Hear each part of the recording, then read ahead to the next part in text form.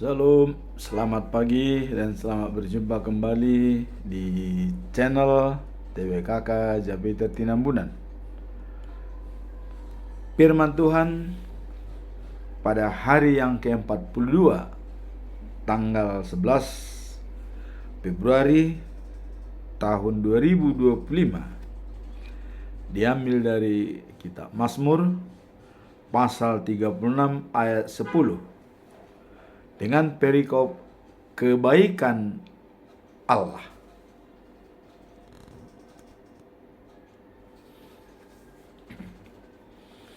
Sebagai nats, kita tetap mengambil dalam 3 versi bahasa, yaitu bahasa Indonesia yang lazim sehari disebut, kemudian bahasa Indonesia sehari-hari, dan bahasa Batak Toba Sigandupari.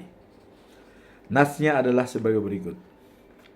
Sebab padamu ada sumber hayat, di dalam terangmu kami melihat terang. Bahasa Indonesia sehari-hari, semoga engkau tetap mengasihi orang yang mengenal engkau dan berbuat baik kepada orang yang tulus hati. Dalam bahasa Batak Sigandupari, songonon dido. Aihodo mual ni sude ngolu, jalah inorhon ni sinondangmu, huidahami hatiuron. Itulah firman Tuhan pada hari ini. Dan kita melihat bacaan pagi ya, yang diambil dari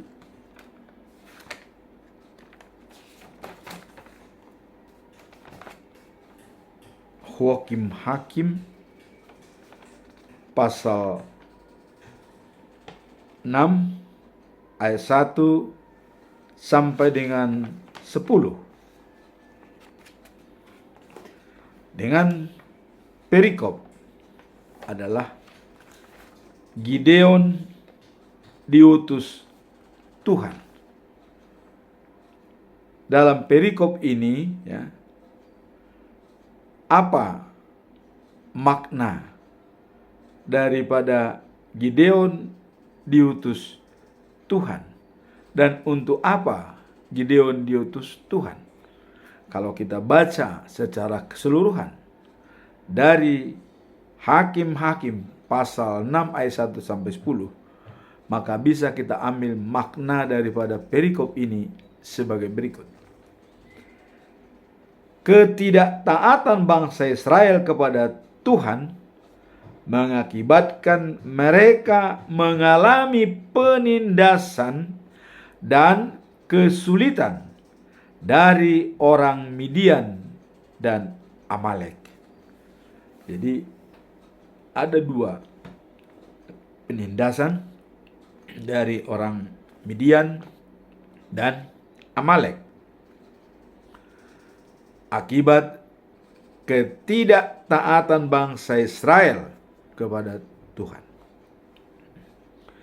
Dalam situasi tersebut, Tuhan tidak meninggalkan mereka dan mengirimkan seorang hakim, yaitu Gideon, untuk menyelamatkan mereka.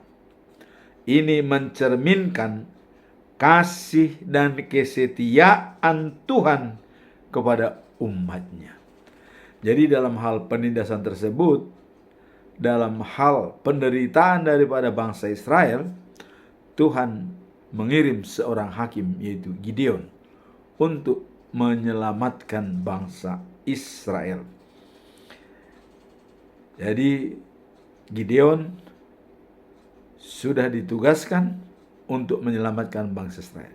Dan makna dari perikop ini adalah dalam keterpurukan bangsa Israel, ternyata Tuhan tetap merasa kasihan kepada mereka. Maka dikirimlah Gideon sebagai penyelamat bangsa Israel. Apa pesan moral dari perikop ini? Nah, kita lihat ketidaktaatan bangsa Israel kepada Tuhan mengakibatkan mereka terjebak dalam penindasan dari orang Midian dan Amalek yang berkepanjangan sampai 7 tahun. Ya. Sampai 7 tahun lamanya. Namun Tuhan juga menunjukkan kasih kesetiaannya dengan mengangkat Gideon sebagai hakim untuk menyelamatkan mereka. Jadi selama 7 tahun mereka menderita dan mengalami penindasan dari Midian dan Amalek. Tapi Tuhan tetap setia kepada bangsa Israel. Maka dikirimlah Gideon untuk menyelamatkan bangsa Israel. Nah, apa pembelajaran yang bisa kita lihat dari perikop ini? Melakukan apa yang jahat di mata Tuhan, maka Tuhan menyusahkan mereka di situasi orang Midian dan Amalek selama 7 tahun. Jadi jelas bahwa akan terjadi menindasan dan menyusahkan mereka. Jadi sebenarnya Tuhan ada maunya apabila membuat satu bangsa itu susah.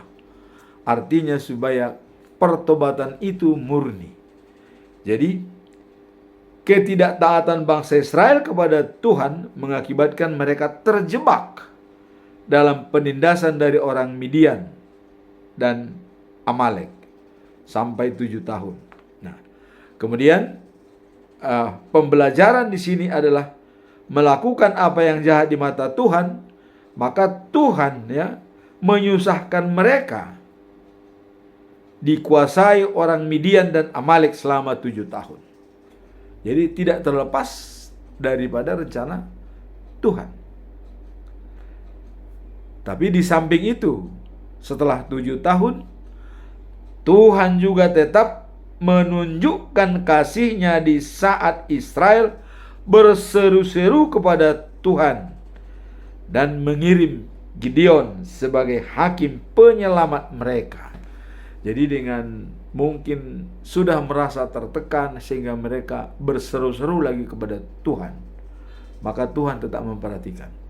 Selama mungkin 7 tahun, kalau mereka masih tetap tidak berseru-seru kepada Tuhan, mungkin bisa berkepanjangan, mungkin bisa puluhan tahun. Tapi Tuhan tetap melihat bangsa Israel. Saat kapan mereka jahat, di situ Tuhan membiarkan musuh-musuhnya untuk menindas mereka. Tapi begitu dia berseru kepada Tuhan, sekuat apapun musuh Israel, itu pasti kalah. Itulah jaminan dari Tuhan. Nah, kemudian Tuhan selalu siap mengulurkan tangannya untuk menuntun kita kembali ke jalan yang benar.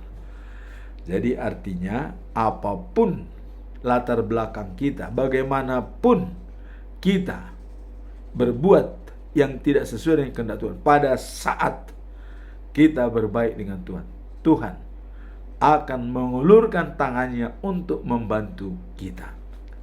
Inilah makna pesan moral dan pembelajaran dari kitab Hakim-Hakim pasal 6 ayat 1 sampai 10. Makna tadi dalam ketidaktaatan bangsa Israel kepada Tuhan mengakibatkan mereka mengalami penindasan dan kesulitan dari orang Midian dan Amalek 7 tahun. Nah, kemudian ketidaktaatan bangsa Israel kepada Tuhan mengakibatkan mereka terjebak dalam penindasan, dan Tuhan membiarkan mereka susah. Tapi pada saat dia berseru kepada Tuhan, disitulah Tuhan menjawab.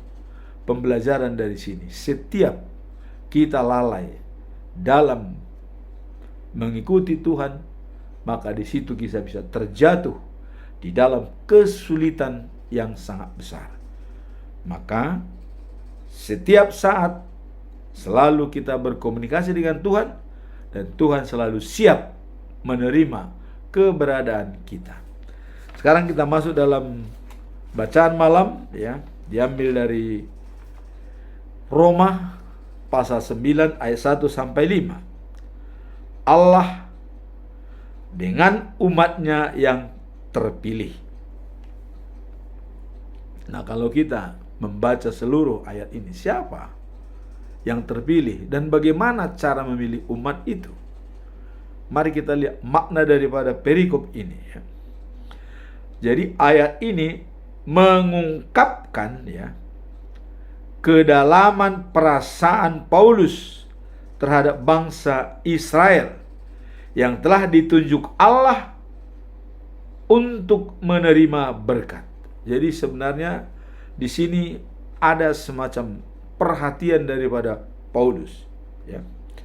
Nah, dalam ayat ini Paulus mengekspresikan, ya, rasa duka dan kehampaan hatinya terhadap umatnya yang tidak, ya, mengenali tujuan keselamatan Allah.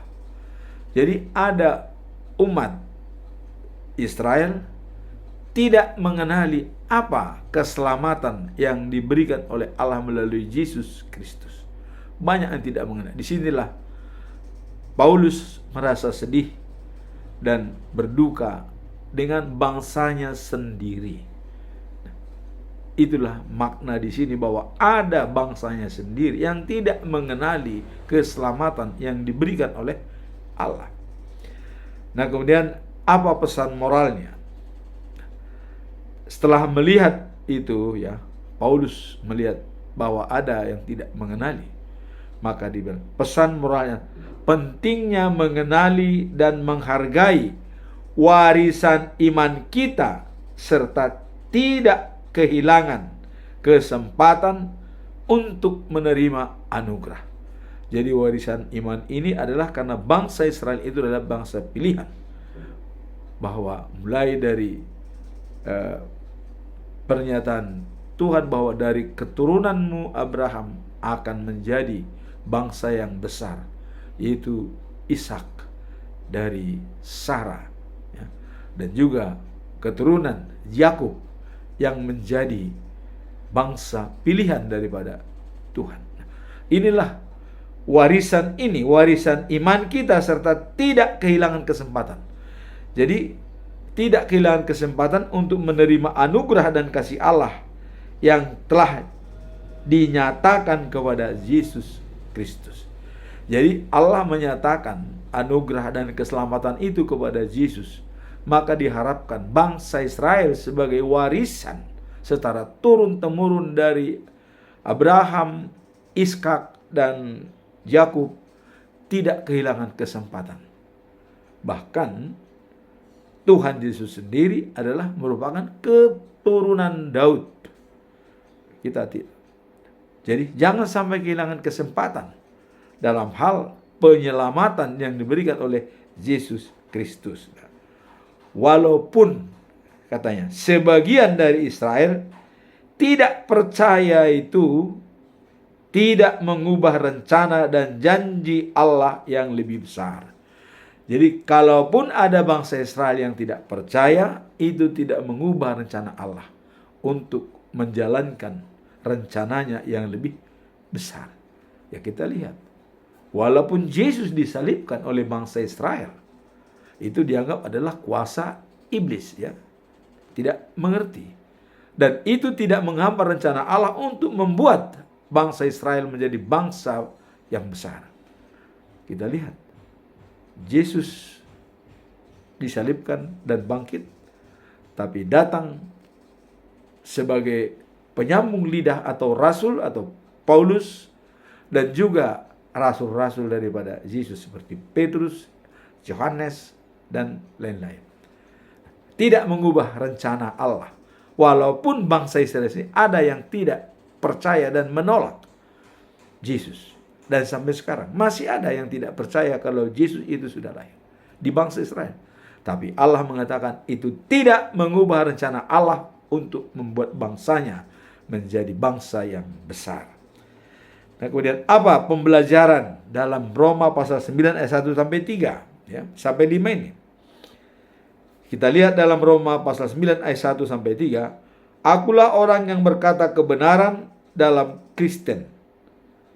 Aku tidak berdusta. Ini kata-kata daripada Paulus. Dan suaraku ya memberi kesaksian bersama dengan aku dalam Roh Kudus. Jadi kesaksian Paulus adalah ditemani oleh Roh Kudus, bahwa aku sangat berduka cita dan hatiku selalu dalam kesedihan yang dalam untuk saudaraku yang kaum seangkatanku menurut dagingnya, yang adalah Israel yang belum percaya kepada Yesus. Nah, ini tadi.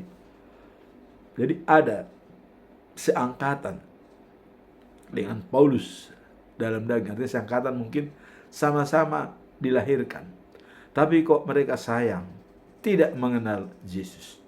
Ini yang disayangkan oleh Paulus. Hatinya berduka dan sedih melihat itu. Kemudian Paulus menunjukkan kedalaman perasaannya terhadap bangsa Israel. Ia ya memberi kesedihan yang mendalam karena melihat bahwa banyak dari mereka yang tidak mencermati kasih dan anugerah Allah. Jadi banyak bangsa Israel yang tidak mencermati kasih dan anugerah Allah. Itulah pembelajaran yang diberikan oleh Paulus. Maka dia mengajak supaya mari ikut Yesus. Jangan ikut kepada mereka yang tidak mengenal kasih Allah. Itulah makna pesan moral dan pembelajaran dalam buku Roma pasal 9 ayat 1 sampai 5. Allah dengan umatnya yang terpilih. Dan Paulus sangat bersedih pada orang yang masih belum mengenal anugerah dan kasih Allah. Maka tantangan ke depan adalah supaya semua bersatu padu untuk ikut dan percaya kepada Yesus. Sekarang kita masuk dalam pedoman selama bulan Februari. Ya, sebelum kita masuk perikop. Tadi sudah melihat makna dan pesan moral daripada bacaan pagi dan bacaan malam. Dan bacaan pagi jelas adalah Gideon dikirim oleh Allah sebagai penyelamat bagi bangsa Israel setelah mereka berseru-seru meminta bantuan kepada Tuhan. Selama 7 tahun mereka ditindas oleh Midian dan Amalek. Nah, kemudian dalam bacaan malam bahwa Paulus sangat bersedih kepada orang-orang seangkatannya bangsa Israel yang tidak percaya kepada Yesus. Itulah merupakan tugas daripada rasul di dalam zaman tersebut. Nah, sekarang apa perikop hari ini? Dan sebelum kita masuk perikop hari ini, kita melihat pedoman selama bulan Februari. Apa? Yaitu dengan topik mengandalkan Tuhan sebagai sumber kekuatan dan harapan. Selalu kita mengandalkan Tuhan sebagai sumber kekuatan dan harapan. Itu tidak boleh lepas daripada ingatan kita. Jadi selama bulan Februari, mari mengandalkan Tuhan sebagai sumber kekuatan dan harapan. Yang dijabarkan dalam Mazmur pasal 46 ayat 2. Allah perlindungan dan kekuatan kita yang selalu siap dan mampu menolong dalam keadaan kesesakan. Mampu dan siap menolong kita dalam situasi apapun. Dan ada bagi kita sebagai jaminan dan kerangka berpikir kita dan paradigma yang timbul. Dikatakan bahwa apapun terjadi di dunia ini, bumi berubah, gunung-gunung bergoncang di dalam lautan, tapi dikatakan kita tidak takut. Kenapa? Karena Tuhan Allah perlindungan kita dan keamanan kita. Jadi sudah perlindungan dan juga keamanan. Itu sudah lengkap. Maka kita tidak perlu takut. Apapun terjadi, perang, permusuhan, segala macam, tidak perlu takut. Karena ada Tuhan perlindungan dan keamanan kita. Sekarang kita masuk dalam perikop hari ini. Ya. Nah, perikop hari ini adalah kebaikan Allah. Apa makna dari Mazmur 36 ayat 10? Sebab padamu ada sumber hajat atau kehidupan. Kemudian, di dalam terangmu kami melihat terang. Artinya di dalam kehidupanmu itu ada terang yang bisa menerangi seluruh umat manusia. Ini dikatakan kebaikan Allah. Sekarang apa makna perikop ini? Adanya kebaikan Allah. Ayat ini mengandung makna pentingnya perlindungan Tuhan dan pengharapan yang dapat ditemukan di dalamnya. Dalam konteks ini mengingatkan kita ya, untuk selalu berpegang pada iman dan mencari Tuhan sebagai tempat perlindungan. Itulah manaknya. Jadi manfaatkanlah kebaikan Tuhan itu dan kita untuk mencarinya sebagai perlindungan kita dan berpegang pada iman percaya kita. Itulah makna daripada perikop ini. Mencari Tuhan sebagai perlindungan, dan itulah kekuatan iman kita di dalam kehidupan sehari-hari. Apa pesan moral dari perikop ini? Bahwa kehidupan yang tulus dan penuh iman akan mendapatkan kasih dan perlindungan Tuhan. Jadi pesan moralnya adalah kehidupan yang tulus dan penuh dengan iman akan mendapatkan kasih dan perlindungan Tuhan. Jadi jelas, iman yang kuat, ya, kehidupan yang tulus mendapatkan perlindungan dari Tuhan. Kemudian apa pembelajaran dari perikop ini? Setelah kita melihat makna dan pesan moral dari perikop ini, kebaikan Allah, pembelajaran ada dua. Pertama, ya, hidup penuh iman dan ketulusan akan mendapatkan perhatian serta perlindungan Tuhan. Jadi dalam hidup yang penuh tantangan, ya, tantangan itu ada 3: selera dan nafsu, kesombongan dan kepura-puraan, aspirasi dan ambisi. Dalam menghadapi tantangan yang besar ini, ya, hidup penuh dengan iman dan ketulusan akan mendapatkan perhatian serta perlindungan Tuhan. Jadi, tantangan itu bisa kita selesaikan dengan baik apabila iman dan ketulusan hati bisa mendapatkan perhatian dan perlindungan Tuhan. Itu yang pertama. Yang kedua, pembelajaran, ya. Hal tersebut mendorong kita untuk menjalani hidup yang baik, menjadi teladan bagi orang lain, dan bersikap jujur dalam segala hal. Di sini kejujuran dan ikhlasan untuk diminta, dan itulah mendorong kita untuk menjalani hidup yang baik. Kalau kita jujur dan ikhlas, itu adalah mendorong kita untuk hidup lebih baik.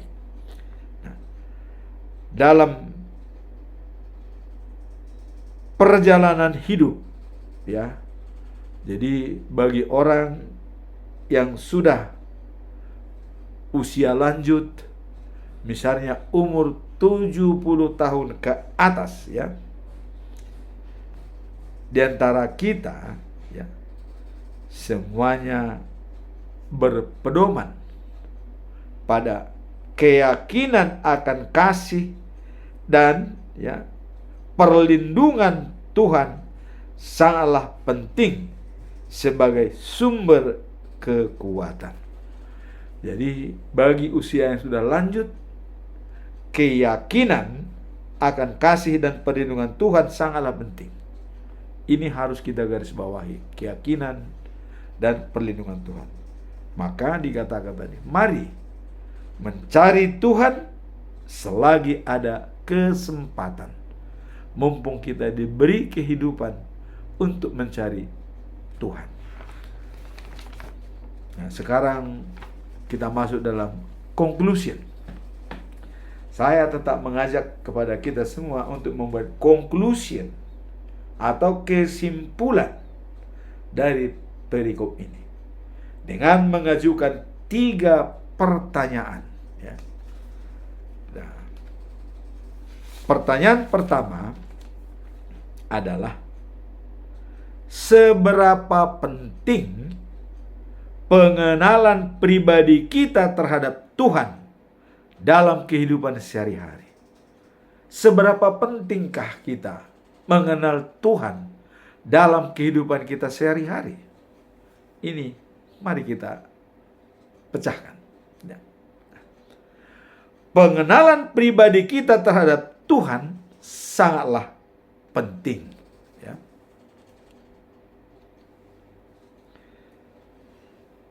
Nah, di sini dalam kehidupan sehari-hari, ya, terutama dalam membentuk, ya, tabungan yang lebih dekat dengan intim, dan seperti keterlibatan dalam ibadah. Jadi membentuk hubungan yang lebih intim, ya. Hubungan yang lebih intim seperti keterlibatan dalam ibadah komunitas dengan Tuhan. Nah, ini dapat membimbing kita dalam mengambil segala keputusan dan tindakan kita yang memberikan arah hidup yang lebih bermakna. Nah, jadi seberapa penting pengenalan pribadi kita terhadap Tuhan dalam kehidupan kita sehari-hari? Nah, di sini dikatakan bahwa dalam kehidupan sehari-hari, terutama dalam membentuk hubungan yang lebih dekat, ya, dan intim dengan Tuhan, ya. Nah, seperti keterlibatan dalam ibadah komunitas, ya, dengan Tuhan. Ini dapat membimbing kita untuk mengambil keputusan dan arah hidup kita. Karena kenapa? Karena kita sudah dibekali bersama dengan orang-orang dalam komunitas kita untuk saling mendorong, saling mempengaruhi, dan saling berhubungan antara yang satu dengan yang lain. Nah, sehingga kita dapat membentuk hubungan yang lebih intim dengan Tuhan melalui keterlibatan kita dalam suatu peribadatan. Apalagi kita ikut berperan, apakah sebagai penyanyi, apakah sebagai pemusik, apakah sebagai pelayan firman. Ini menumbuhkan kedekatan kita yang intim dengan Tuhan. Dan sehingga tindakan kita dapat memberikan arah hidup yang lebih bermakna. Bagaimana hidup yang lebih bermakna? Disinilah dikatakan, jadilah manusia transisi. Kalau kita tidak bisa membantu orang lain, minimum tidak menyusahkannya. Itulah manusia transisi. Nah, itulah salah satu cara kita, pengenalan pribadi kita terhadap Tuhan dalam kehidupan kita sehari-hari. Kalau kita tidak bisa membantu orang lain, minimum tidak menyusahkan. Ini kadang-kadang sering ya. Membantu tidak, menyusahkan iya. Ya. Karena ada perasaan dia sirik ya. Dan dengki. Apa itu dengki? Susah lihat orang lain senang dan senang lihat orang lain susah. Ini harus kita hindari untuk ya pengenalan pribadi kita terhadap Tuhan, untuk menjadi pribadi-pribadi yang bersahabat dengan Tuhan. Nah, dalam Amsal pasal 3 ayat 5 sampai 6 dikatakan ya bahwa percayakanlah kepada Tuhan dengan segenap hatimu dan jangan bersandar kepada pengertianmu sendiri. Jangan kepada pengertian sendiri. Itulah cara kita untuk pentingnya mengenali pribadi kita dengan Tuhan. Jangan bersandar pada pikiran kita sendiri, ya. Tetapi percayakanlah kepada Tuhan dengan segenap hatimu. Mari kita percayakan kepada Tuhan. Nah, kemudian dalam segala ya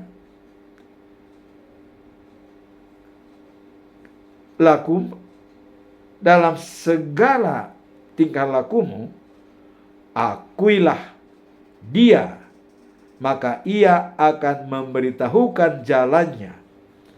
Jadi dalam setiap langkah kita, ya, kita harus mengakui Dia, keberadaan Tuhan. Maka Dia akan memberitahukan jalan. Jadi jalan kita akan diberikan yang terbaik. Nah, ayat ini menekankan ya pentingnya mempercayakan hidup kepada Tuhan dan mengenalnya dengan segenap hati dan karakter Tuhan. Jadi kita harus mengenalnya dari segenap hati sebagai karakter Tuhan itu adalah kasih. Kemudian 1 Yohanes pasal 4 ayat 8 dikatakan Allah itu kasih. Barang siapa tidak memiliki kasih, dia tidak mengenal Tuhan. Nah, jadi kalau tadi sudah kita percayakan kepada Tuhan dengan segenap hati dan tidak bersandar kepada pengertian kita sendiri. Dan itulah bahwa kita sudah mengikuti karakter daripada Allah. Dalam setiap langkah dan keputusan, kita harus mengakui keberadaan Tuhan. Ya. Dan Dia akan menunjukkan jalan yang benar bagi kita. Ya. Sebagai pribadi atau komunitas. Jadi itu karakter Tuhan dan akui kebenaran Tuhan, ya. Hilangkan pengertian dengan kekuatan sendiri. Nah, jadi inilah merupakan perbuatan pribadi ya. Kita harus mengakui karakter Tuhan dan akui kebenaran Tuhan. Hilangkan pengertian diri sendiri. Artinya sepenuhnya kita menyandarkan diri kepada Tuhan. Itulah pentingnya pengenalan pribadi kita terhadap Tuhan. Harus tetap sesuai dengan karakter Tuhan, yaitu kasih. Dan bukan mengandalkan pikiran sendiri. Jadi hubungan pribadi kita dengan Tuhan, kita melibatkan Tuhan dan mengakui kedaulatan Tuhan dalam diri kita. Sebab itulah yang terbaik bagi kita. Dan segala apa yang kita lakukan harus sesuai dengan rencana Tuhan. Maka sebelum kita menjalankan tugas kita, sebaiknya kita berkomunikasi dengan Tuhan, agar apa yang kita jalankan sesuai dengan rencana Tuhan. Kemudian kita masuk dalam pertanyaan yang kedua, yaitu apa yang dapat dilakukan untuk mengembangkan ketulusan hati dan iman yang lebih dalam kepada Tuhan. Ini sangat mendalam ini pertanyaannya. Apa yang dapat dilakukan untuk mengembangkan ketulusan hati? Jadi mengembangkan ketulusan hati dan iman yang lebih dalam kepada Tuhan. Bagaimana kita mengembangkan ketulusan hati dan iman kepada Tuhan? Kita coba jabarkan ya. Mengembangkan ketulusan hati dan iman yang lebih dalam kepada Tuhan, yaitu ya, merupakan perjalanan spiritual yang terus-menerus dan sangat berharga. Jadi, ya, mengembangkan ketulusan hati dan iman yang lebih dalam kepada Tuhan ini adalah perjalanan spiritual yang terus-menerus, hari demi hari, ya, tahun demi Tuhan, demi tahun, ya, waktu lepas waktu. Ini adalah perjalanan spiritual yang sangat mendalam. Ya. Nah, dalam Alkitab diajarkan untuk mendekatkan diri kepada Tuhan, ya, melalui doa, ya, kemudian penyembahan dan penghayatan firman-Nya, yang semuanya berkontribusi pada pertumbuhan iman. Jadi di sini dikatakan bahwa ya, dalam Alkitab diajarkan bahwa untuk mendekatkan diri kepada Tuhan, ya, haruslah melalui doa dan penyembahan, ya, dan penghayatan firman-Nya, dan semuanya berkontribusi pada pertumbuhan iman. Jadi semua itu akan meningkatkan iman kita kepada Tuhan. Dalam Mazmur pasal 51 ayat 10 mengatakan, ya, ciptakanlah di dalam hati yang bersih, ya Allah, dan ya, perbaharuilah semangat yang teguh di dalam batinku. Jadi semangat yang teguh di dalam batin kita itu supaya diperbaharui oleh Tuhan. Itulah permohonan kita dalam Mazmur pasal 51 ayat 10, ya, bahwa ciptakanlah di dalam hati yang bersih, ya Allah. Ciptakan dalam hati yang bersih, ya. Dan perbaharuilah semangat yang teguh di dalam batinku. Apa semangat yang teguh? Yaitu semangat yang berapi-api, the fire spirit, yang benar-benar menggelora di dalam diri kita apabila kita mengaku kedaulatan Tuhan dan iman yang teguh yang kita pelihara. Maka iman yang berapi-api atau fire, semangat yang berapi-api, itu akan tercipta. Dan di sini juga kita minta bahwa supaya diperbaharui oleh Tuhan semangat yang berapi-api dan menciptakan hati yang bersih kepada Tuhan dan semangat yang berapi-api. Ayat ini menggambarkan permohonan yang tulus untuk hati yang bersih dan semangat yang diperbaharui, yaitu the fire spirit. Jadi hati yang bersih dan semangat yang diperbaharui. Nah, kalau kita ingat dalam Yeremia ya 31 ayat 30 ya, dikatakan bahwa hukum-hukumku akan kutulis dalam hatinya dan kutaruh dalam batin mereka. Jadi hukum-hukum itu akan ditulis dalam hati manusia oleh Allah sendiri dan ditaruh dalam batin dia. Nah, di sini tadi juga adalah ciptakanlah di dalam hati yang bersih ya Allah. Kemudian perbaharui semangat yang teguh di dalam batinku. Nah, kalau hukum-hukum Tuhan itu ya ditulis dalam hati kita dan ditaruh dalam batin kita, itu untuk menandakan bahwa dikatakan, aku Allah mereka dan mereka umatku. Ini langsung Allah yang menyatakan melalui Yeremia perjanjian baru dengan umat manusia yang dibuat oleh Tuhan Allah. Ya. Hukum-hukumku kutulis dalam hati mereka dan kutaruh dalam batinnya.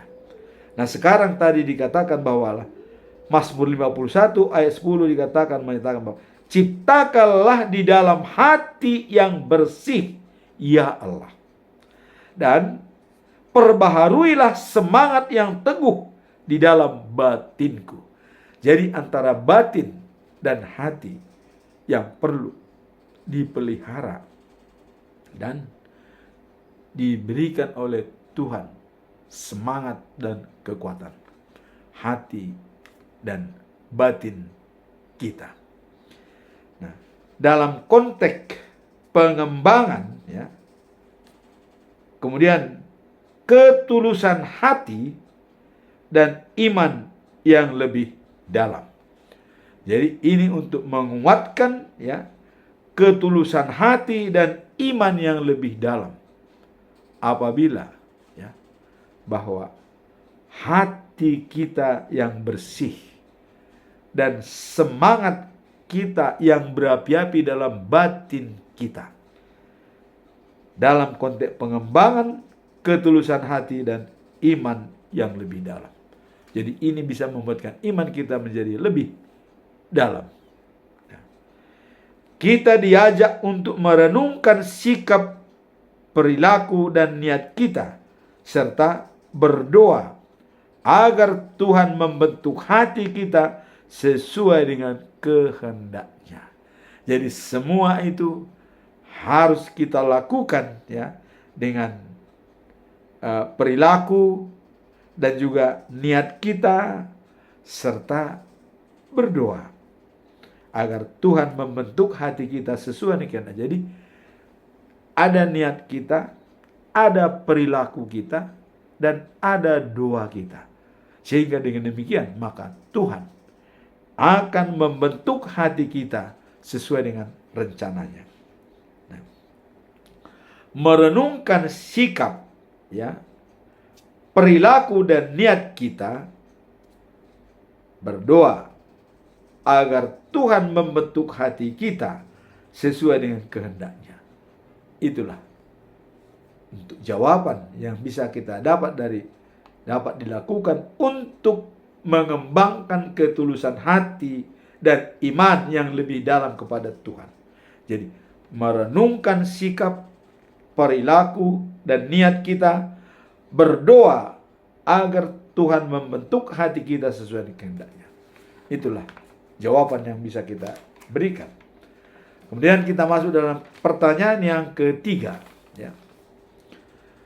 Bagaimana cara ya menerapkan prinsip kasih Tuhan dalam hubungan dengan orang lain di sekitar kita? Jadi bagaimana cara kita menerapkan prinsip kasih Tuhan dalam berhubungan dengan orang lain di sekitar kita? Bagaimana cara kita menerapkan prinsip kasih Tuhan atau karakter Tuhan di dalam lingkungan kita untuk berhubungan dengan orang lain dan di sekitar kita. Bagaimana caranya? Mari kita. Prinsip kasih Tuhan dapat diterapkan dalam hubungan dengan orang lain melalui sikap saling menghormati. Adanya saling menghormati antara yang satu dengan yang lain. Kemudian adalah good understanding. Adanya pengertian yang baik dengan sesama. Kemudian kasih yang tulus, yaitu kasih Allah, kasih Kristus, kasih agape. Itulah prinsip kasih Tuhan dapat diterapkan dalam hubungan dengan orang lain. Saling menghormati, saling pengertian, dan kasih yang tulus. Dalam kehidupan sehari-hari,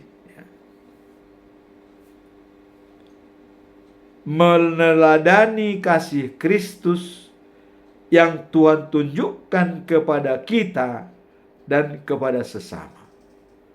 Jadi dalam kehidupan sehari-hari harus meneladani kasih daripada Kristus yang ditunjukkan kepada kita dalam kehidupan sehari-hari dan juga kasih kepada sesama. Dalam iman Kristiani ada 4 bentuk kasih yang bisa kita lihat. Kasih yang pertama adalah storge. Storge ini adalah kasih terhadap saudara kandung dan satu bapak, satu ibu dalam keluarga. Ini menerapkan kasih yang bersaudara, seibu, sebapak. Kemudian ada kasih filia. Kasih itu adalah mengasihi saudara yang bukan sebapa dan seibu, tapi merupakan saudara dari yang lain. Mungkin teman seperjuangan, atau teman sekolah, atau teman sekerja. Itu namanya kasih filia. Jadi di sini memang serap disinonimkan dengan holong mangalap holong, HMH. Ya. Kalau kita mengasihi dia, dia juga mengasihi kita. Kalau kita pergi ke undangannya perkawinan dia, dia pun akan datang ke undangan yang kita sampaikan. Jadi inilah yang dinamakan kasih filia, kasih terhadap teman-teman. Nah, kemudian ketiga adalah kasih eros, percintaan. Ini adalah hadiah dari Tuhan untuk mencintai wanita laki-laki dan laki-laki wanita. Dan inilah dikatakan bahwa manusia itu tidak boleh sendirian, harus diberikan teman sebagai penolong dia. Maka begitu diciptakan Hawa, Tuhan diciptakan Adam, Tuhan menciptakan Hawa supaya ada penolong bagi laki-laki. Inilah dikatakan kasih eros. Kemudian ada kasih yang benar-benar kasih Kristus murni, adalah kasih agape. Kasih tanpa memikirkan balasan, pengorbanan sejati, tidak mengharapkan balasan, seperti kasih Yesus Kristus dalam kayu salib. Dia disalibkan bukan karena dosa, tapi pengorbanannya untuk menyelamatkan manusia, sehingga dengan kematiannya dikubur kekuasaan iblis, tapi dengan kebangkitannya dengan kuasa Allah, maka kita pun seperti itu, mati dan bangkit dengan kuasa Allah. itulah tadi dikatakan bahwa ada kasih storge, filia, eros, dan agape. Tapi agape yang paling besar tanpa mengharapkan balasan. Dalam Efesus pasal 4 ayat 32 dikatakan, tetapi hendaklah kamu saling ramah, penuh kasih mesra, dan saling mengampuni seperti Allah di dalam Kristus telah mengampuni kamu.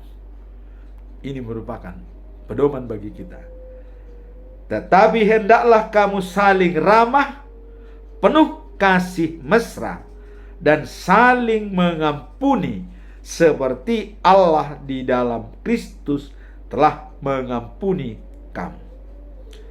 Nah, pesan ini menunjukkan kepada kita tentang pentingnya saling menghormati dan mengasihi satu sama lain dengan fokus atau diimplementasikan kasih Tuhan dalam hubungan kita dengan orang lain. Dan kita harus bersikap penuh kasih, ramah, dan saling mengampuni seperti Tuhan yang telah mengampuni kita. Ini ditekankan dalam Matius 7 ayat 12.